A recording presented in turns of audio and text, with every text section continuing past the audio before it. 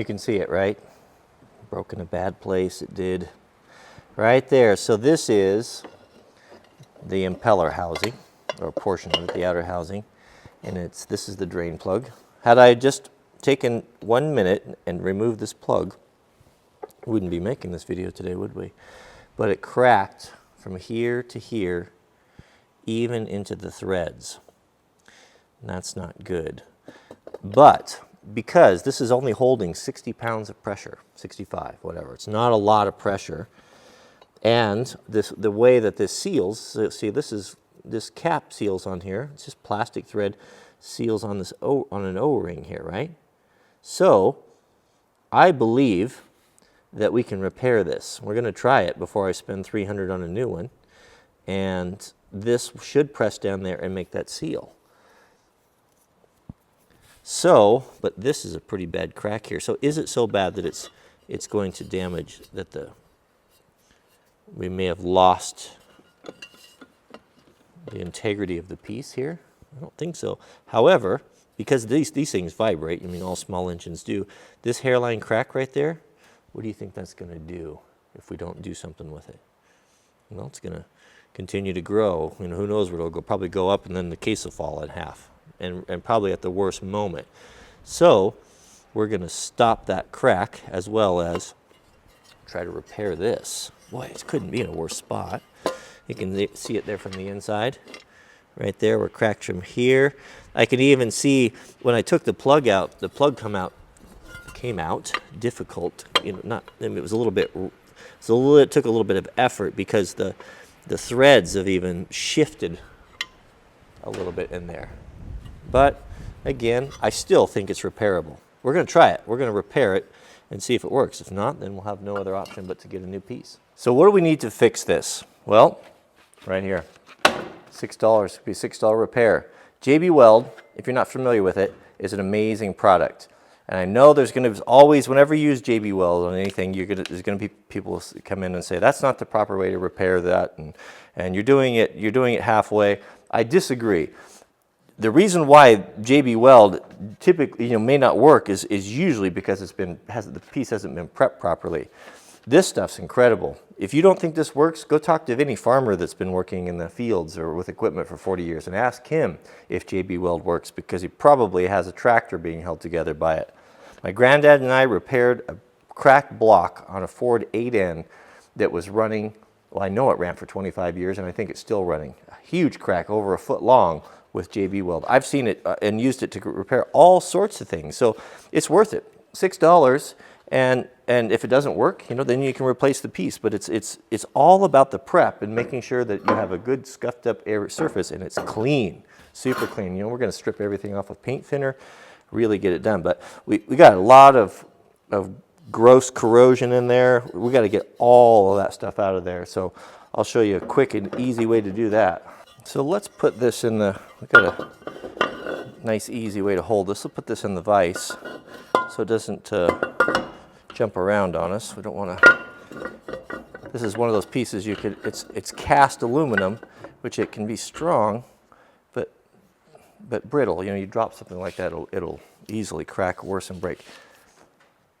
I'll talk about this all the time because it's such a wonderful tool. This is in my top 10 favorites of all tools, the little pneumatic die grinder. So I've got some coarse Scotch-Brite pad discs on the roll lock. Man, if you restore tools or do stuff and you don't have one of these, get one. They're not that expensive, but this is perfect. I can get in here. Let's clean this crack up.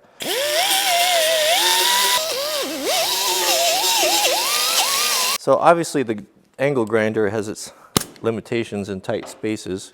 Hard to get that in there.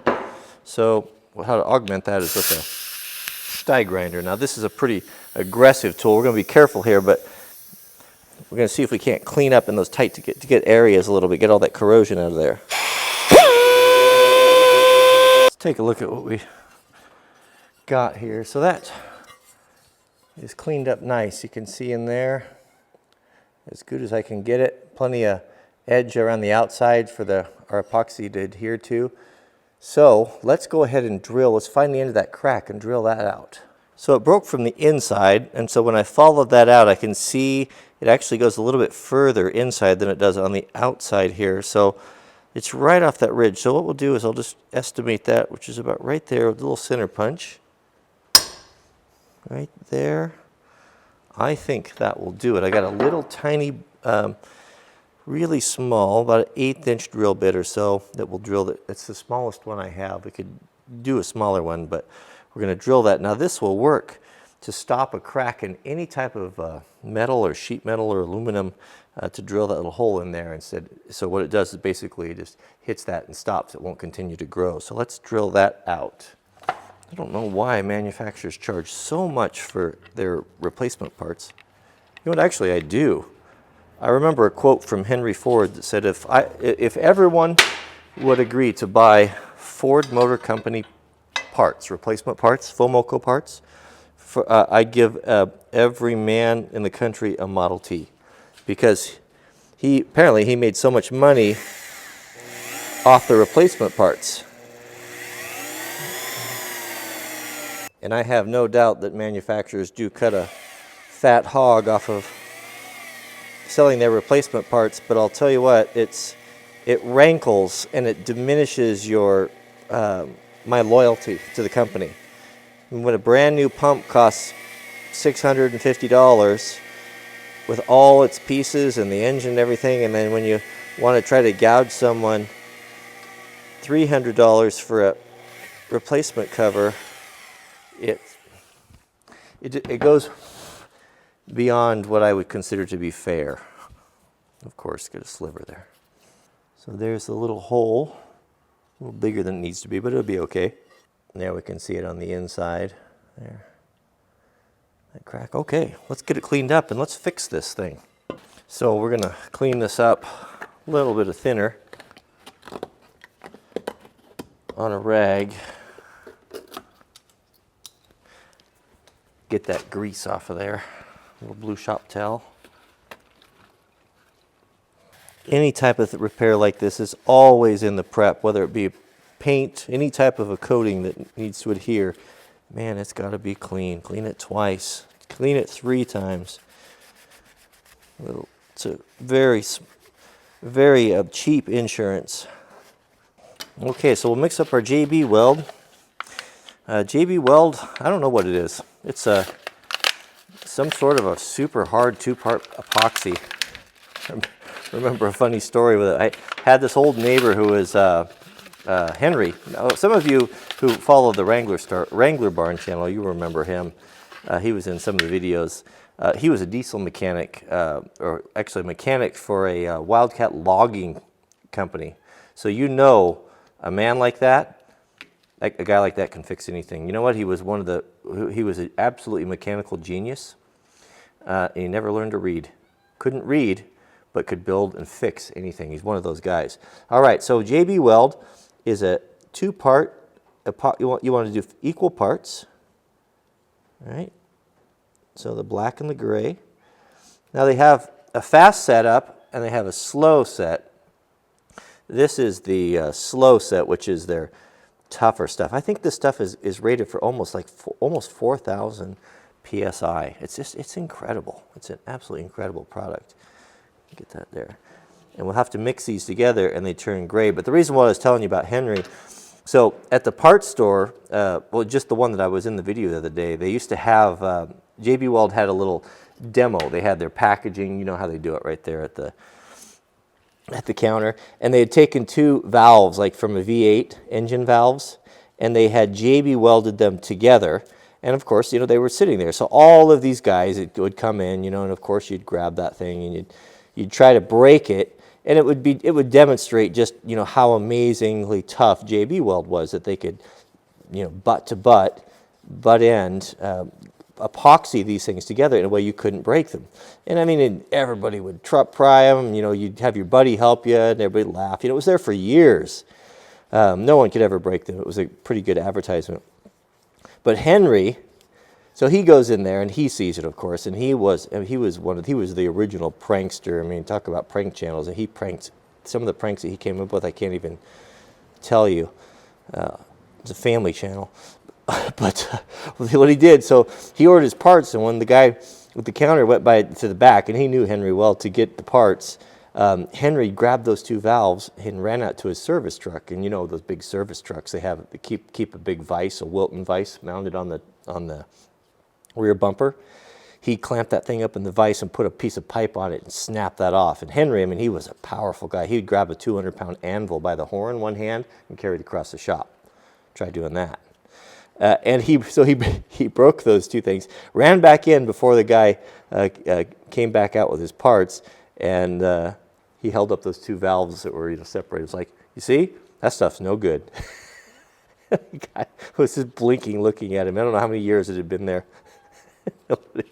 And of course, Henry, he had to be able to break it. But he never did tell him how he did it.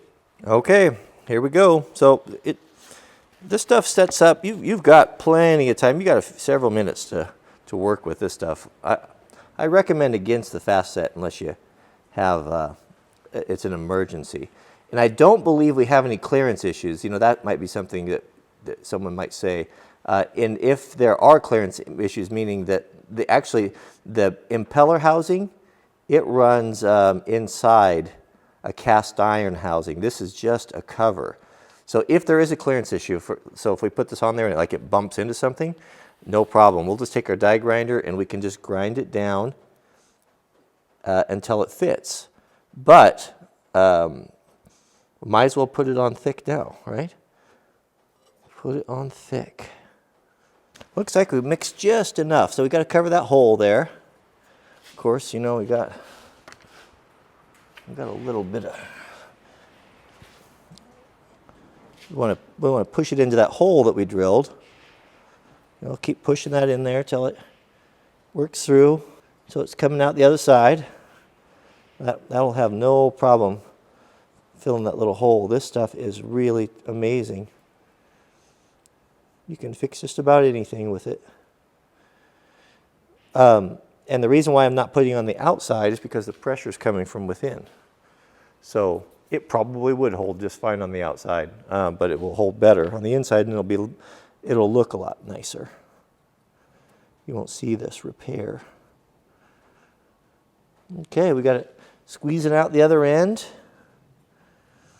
We've got a nice thick coat in there. I'm not worried about the threads there so much because I'm going to keep it off the threads because we got that O-ring, right? But I think that looks pretty good. I think that looks real good.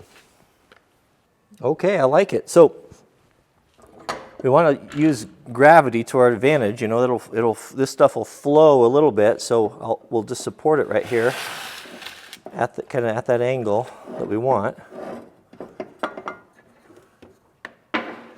And so it can kind of just spread out there and seal up nice. Well, that looks good. Okay, well, we've got 15 hours is what it takes. 15 hours for this to properly set up according to the instructions. We'll let this sit overnight. Tomorrow we'll reinstall it, fill it with water, and see if it holds. But I suspect it will. All right, not a bad repair for $7.49. I may be a bit premature, but I think it'll work. We'll see you guys on the next video. Good morning. Another beautiful Tuesday morning on the homestead, and man, fall is back. I noticed Mrs. W came downstairs. This is the first time I've seen her this year with her slippers on, so you know it's getting cold. I think it got down to 37 last night, which is a nice reprieve from the heat. So, what do you think? You think this is going to work? Well, today's video, or will be tomorrow for you, is going to be, well, I'm going to put it back together, and we'll bring it up to pressure and spray a little water and see what happens. Hopefully, it's not going to break. So speaking of fires, so I want to address something that came up in many of the comments that I shared with you on the wildland fire that I was on. And the comments are something to the effect of, you're an idiot, you're supposed to be putting out fire, not be filming all of this stuff for your edification.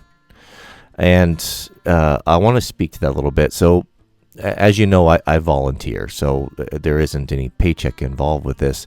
And I certainly am very, very careful when I choose to video, when I choose to film. It's not the priority. The work is the priority. The safety of the crew is the priority. The safety of the community members and their property is the priority. But the thing I guess that I would have to explain is that people are making those comments. They're ignorant and they don't know the situation. They weren't there. It is a very foolish thing to comment on something when you're seeing nothing more than a tidbit or a snapshot from a video. You have no idea what was going on. You have no idea the situation. I will take out my little camera that I keep in my pocket if I have a brief moment. If I'm stopping for a sandwich or to drink of water, or there just is nothing impending or nothing dangerous, and try to share that with you. And the reason why I do it is not for my edification, but it's because there is such a need for people to step up and volunteer our local fire departments that I want to showcase that. I want to showcase that and to make these, show them what it's like, that it can be exciting. It's something, it's fun. It's that some of the wonderful people that are involved, the men and women in this, to try to inspire young men and women to get involved and volunteer and to help out and to shine a light on this. This is the reason why I share this. I have a great love for wildland firefighting. I have a great love for the service and the people that make it up, and that's why I do it. So I'm not putting anyone at risk by doing this. You don't know the situation. You don't know anything about it, and to comment on something you've seen in a video like that is foolish. If you have a concern, that's fine. Come in the comments, express your concern. I'll be happy to answer and give you some more information. But if not, then you will be blocked.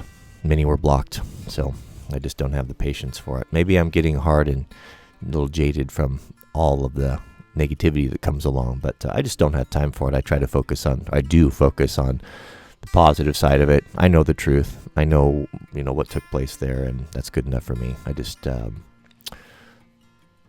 have time for it. All right. Well, I got to get back to the shop. We'll put the pump back together, and thanks for watching, and we'll see you guys on the next video.